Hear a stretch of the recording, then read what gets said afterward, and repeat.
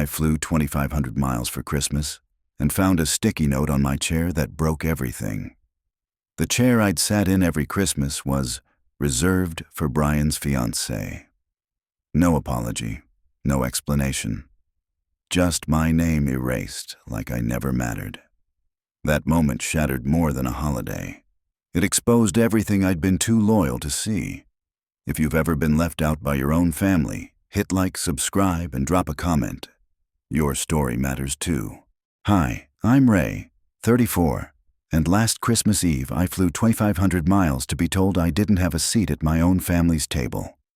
I'd left work early, skipped the company bonus dinner, literally jogged through airport security with a gift bag in one hand and a sense of purpose in the other, because I believed showing up still mattered. Because family should matter. I hadn't seen them in a year, not in person. Just the usual group video calls where my audio always cut out, birthday texts that felt like calendar reminders, and the obligatory "miss you too" with 2 emojis and 0 substance. This year I thought would be different.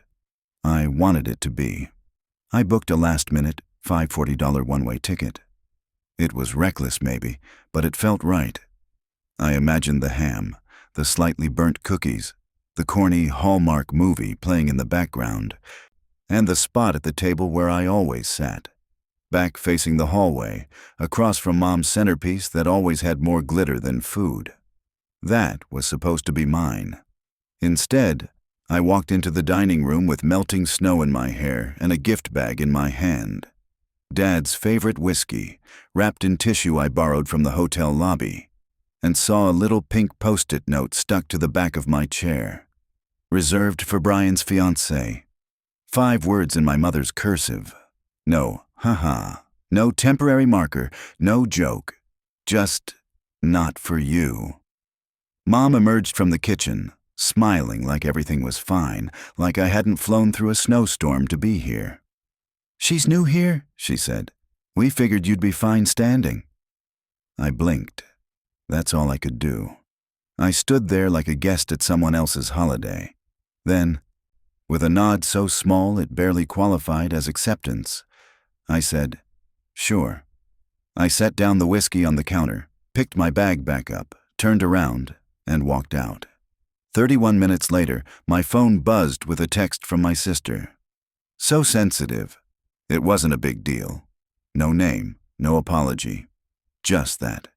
That's when I opened my banking app and paused the family support transfers. But that wasn't the end, because at 9:04 p.m., my dad called. And what he said next changed everything. I didn't pick up right away. I sat there in the rental car, parked in front of a gas station that still had a paper "Out of Cocoa" sign taped to the window, letting the snow settle on the windshield like ash. My phone buzzed again. "Dad, incoming call." But I just watched it ring. My fingers hovered, then tapped. "Hey," I said, flat as the road in front of me. There was a pause, not the casual kind, the kind that bruises. Then his voice came through, low, almost rehearsed. "You left." "Sure did. Your mom's upset. She's also the one who gave my seat away." Another pause. This one had weight. She didn't mean anything by it. "Let's say she didn't," I said. "What about Brian texting me 2 hours ago asking if I could help fund their wedding next summer?" Silence. "Didn't know that part, huh?" I added, staring out at the snow. I guess he figured I'd be too grateful for the standing invitation to say no. Dad exhaled. It was that deep, tired sigh he always did when he wanted to end a conversation without actually finishing it. "You know how things are," he said. "Brian's not as fortunate as you." "Fortunate," I repeated, tasting the word like it was spoiled milk. "No, Dad, Brian's reckless. I'm responsible. There's a difference. He's getting better. She's good for him. She's sitting in my chair. Don't be dramatic." And there it was. The golden phrase, the family favorite, the verbal rug they'd always used to sweep everything under. I pinched the bridge of my nose. "You know what, Dad? I'm done. I'm done being the guy who works 60-hour weeks so everyone else can keep pretending everything's fine. I'm done being your safety net." "We never asked for it," I snapped. No, you expected it. Because I never complained. Because I kept wiring money and fixing problems and covering your cable bill without ever asking for anything in return. Not even a seat. There was a longer silence. Then, softer. Son, it's Christmas Eve. I know, I said. And I'm spending it alone in a motel next to a gas station because you needed Brian's fiancée to feel welcome more than you needed your son at the table. He didn't speak again. So I ended the call. That was the last time I heard from him, for 4 days. By the 4th day of silence, something in me had shifted. Not the kind of dramatic grief you see in movies. Something clearer, cleaner. Like a fog lifting and revealing a completely different landscape than the one I thought I'd been walking through. I hadn't planned on reaching out. I hadn't planned on going back. Christmas Eve had been humiliating enough, and Dad's call afterward didn't exactly help. But clarity has a weird way of rearranging your thoughts, and on the 3rd day after Christmas, my phone buzzed with a name I didn't expect. Brian. I almost ignored it. I wanted to, but I answered anyway. What? I said. There was hesitation. Brian rarely hesitated unless he needed something. Hey, did you cancel the family support transfers? Yes. You didn't tell anyone. It wasn't a group decision? Well, the January mortgage bounced. I'm aware. Silence. Then the voice he used when he wanted to seem gentle. Maybe we could talk. I actually laughed. What changed? Out of Post-it notes? It was just a seat, bro. No, it was a message, and you delivered it perfectly. I hung up. 5 minutes later, Mom texted, "Can we meet for coffee?" It's not what you think. Ignored. That night, Dad called. I didn't answer. He left a voicemail that started calm and ended sounding like I'd committed a felony. He said I was abandoning the family. He said they'd always done their best. The usual reverse victim script. So I did something radical. I focused on myself. I walked into work Monday morning actually rested. My receptionist looked at me like I'd gotten a haircut, a promotion, and a personality transplant all at once. You win the lottery? Close enough. For the first time in forever, I wasn't wired tight. Bracing for the next, "Hey man, can you help us out?" text at 1 a.m. I ate lunch without checking my bank balance afterward. I slept through the night. On Wednesday, the messages ramped up. Mom, your father wants to talk. Please come over Saturday. Ignored. Brian. Dude, Dad says you canceled their dental insurance. That's messed up. Followed by, also, do you still have the Hulu login? Blocked.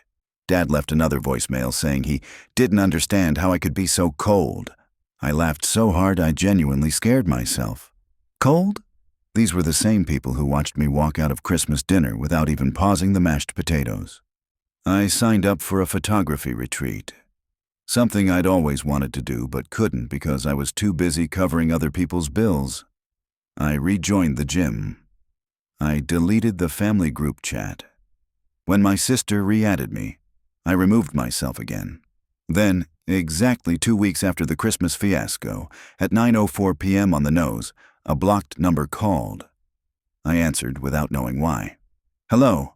Dad's voice came through. Smaller, unsteady. Ray, it's Dad. What happened? I'm at the hospital. Your mother collapsed in the kitchen. My stomach flipped. Is she okay? Dehydration, stress. They say she'll be fine, but she's been crying. She keeps asking for you. I said nothing. You made your point, he added. Loud and clear. My blood simmered. You think this is punishment? I'm just saying. Your mom. My mom let me walk out like a stranger. Don't use her tears now. He was quiet for a long moment. Then, we didn't mean it like that. That's always the story, I said. But the damage always looks the same. He exhaled shakily. I miss you, son. I closed my eyes. I miss who you used to be. Then I hung up. The next message didn't come from Dad, not Brian, not even Mom. It was her, Brian's fiancée, the woman I'd barely spoken 10 words to in my life, the one who unknowingly sat in my chair like it was always meant to be hers. Her message popped up while I was mid-lunch the next day. I almost deleted it unread, but something about the preview stopped me. "Hey, I know you probably don't want to hear from me, but I just wanted to say, I didn't know." I stared at it, let it sit, then opened the thread. "Your mom told me you'd be late, said you weren't staying long. I only found out what happened after you left. If I'd known, I never would have taken your seat." Pause. Then a second message hit like a punch to the ribs. "Brian told me you were rich, that you'd be fine standing, that you don't really care about family stuff anyway. I'm so sorry." I just sat there, stunned. So that was it. He knew I was coming. He knew what that chair symbolized, what Christmas meant to me. And he still told her to take my seat. Worse, he built the narrative ahead of time. Told her I was too rich to care, too emotionally detached to matter. He weaponized the only thing I had left in that house, my presence. He twisted it before I even arrived. And she, naive, new, probably just trying to fit in, walked right into it. I didn't respond, but that's when the real twist came. A few days later, an email landed in my inbox. Subject, resolution proposal from Mom and Dad. I almost deleted it without opening it, assuming it was another emotional ambush disguised as concern. But I clicked. And what I saw made me physically laugh. It was a 5-page PDF, like a business presentation. Title slide, Path to Financial Independence. Next slides, budget breakdowns, proposed timelines, cost of living summaries, and, wait for it, monthly milestones for full financial separation. They had actually put together a pitch deck, pie charts, bullet points, Excel screenshots, a section called Key Areas of Opportunity. Near the bottom was a note in italics. "With your temporary transitional support, we believe we can build the independence necessary for long-term sustainability." It read like they were applying for a startup grant. I didn't even feel angry. I felt insulted. After everything, after ignoring me, sidelining me, humiliating me, they still couldn't apologize without asking for 3 more months of support. Not love, not accountability. Just a countdown. I hovered over the keyboard, considering whether to reply. Then I hit delete. No reply, no explanation, just silence. And it felt good. The messages stopped for a while after I deleted the resolution proposal. It was like they'd finally understood that I wasn't bluffing. That this time, the door wasn't just closed, it was locked from the inside. But silence from my family never lasted long. And sure enough, by mid-February, the door started rattling again. This time it was Mom. A small box arrived at my apartment with no return address. Inside, the same bottle of whiskey I'd brought to Christmas. Unopened, untouched. Alongside it was a single folded note in Mom's familiar, neat cursive. "We never opened it.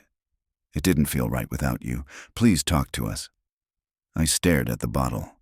My fingers curled around the neck of it, the glass cool, the weight heavier than it should have been. It wasn't guilt I felt. It was grief.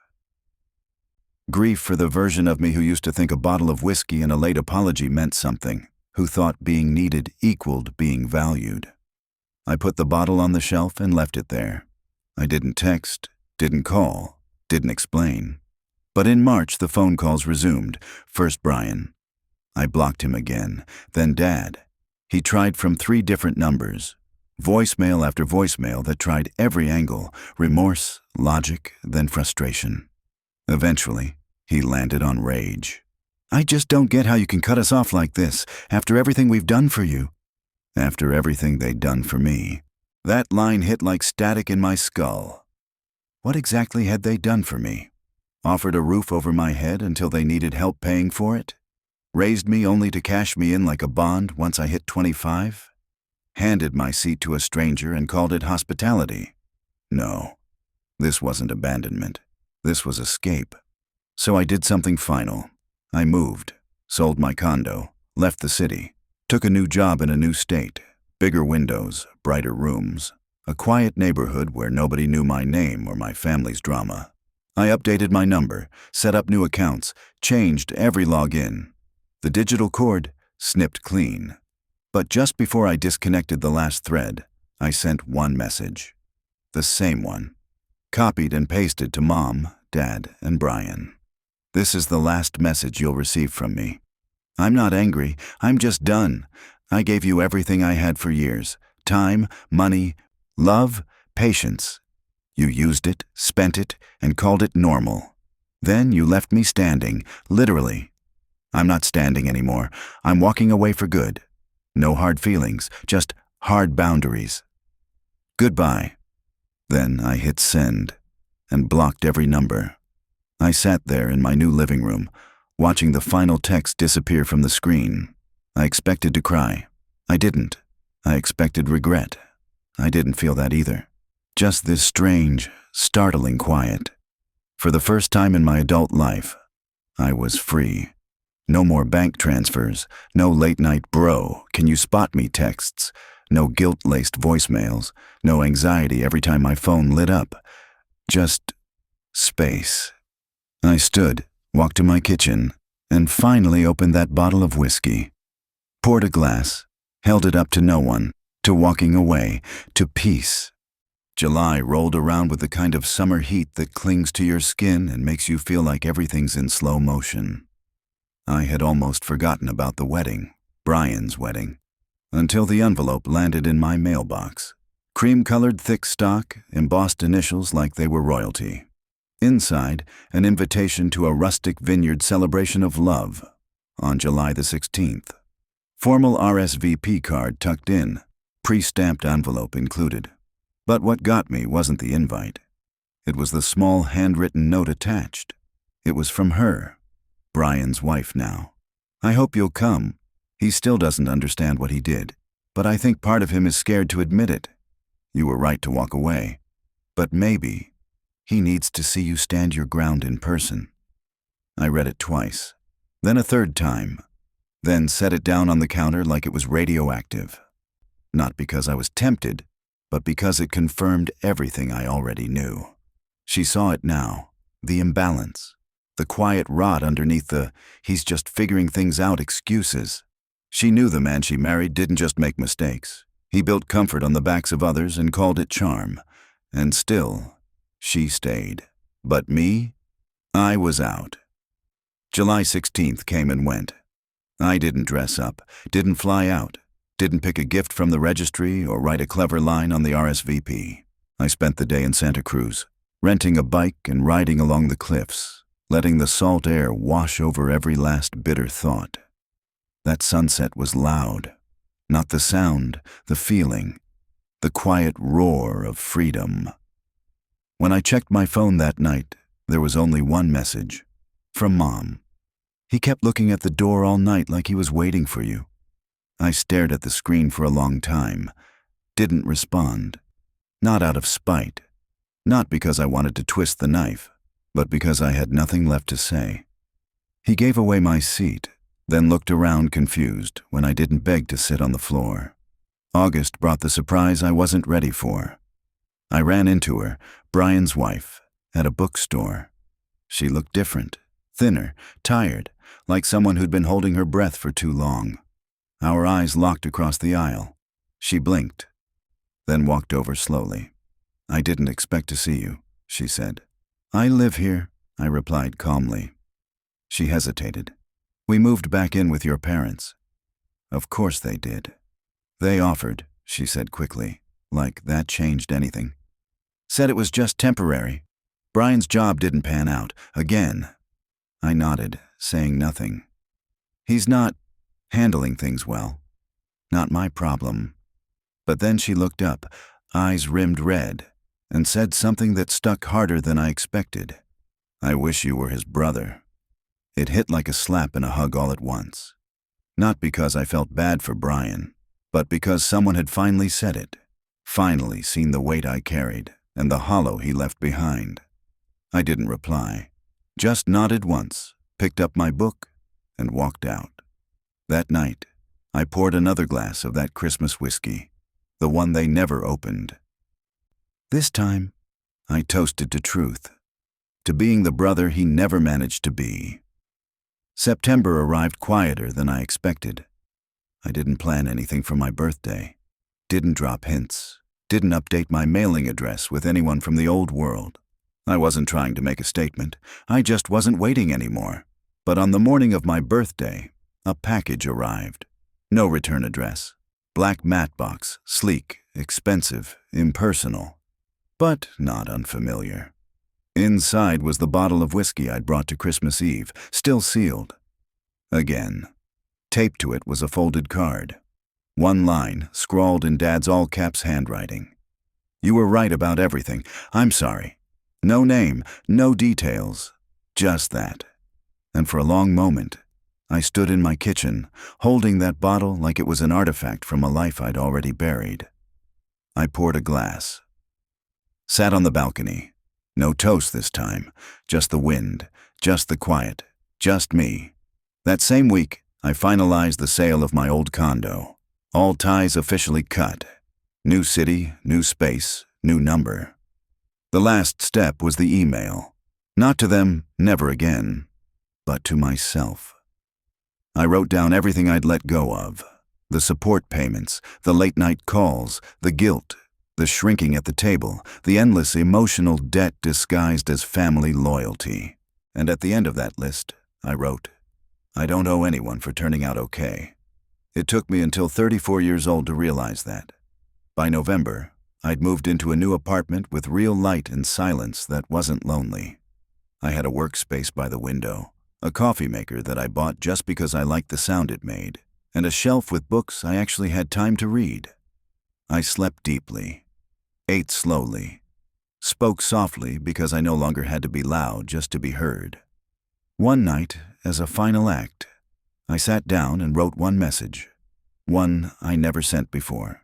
Same words 3 times, once to Mom, once to Dad, once to Brian. This is the last message you'll receive from me. I'm not angry, I'm just done. I gave you everything I had, time, money, love, patience. You used it, spent it, and called it normal. Then you left me standing, literally. I'm not standing anymore. I'm walking away for good. No hard feelings, just hard boundaries. Goodbye. I hit send. And this time, there wasn't a tremor in my hand. No panic that I'd regret it. No itch to check for replies. No ache for reconciliation, just quiet. The kind of quiet you don't earn until you stop trying to fix what never saw you as whole in the first place. December passed. No calls, no cards, no apologies. And here's the truth. I didn't miss them. Not the forced jokes at dinner. Not the subtle digs about how I changed since getting promoted. Not the last-minute requests dressed up as emergencies. Not the endless tug-of-war between being a son and being a sponsor. What I missed, briefly, was the version of me who believed being needed was the same as being loved. But that guy's gone now. He left on Christmas Eve, walking down an icy street, still holding a gift that no one wanted to open. He stood in the snow and realized he'd spent years buying his seat at the table, and they still handed it to someone else the moment he blinked. So yeah, maybe I missed the dinner. Maybe I skipped the wedding.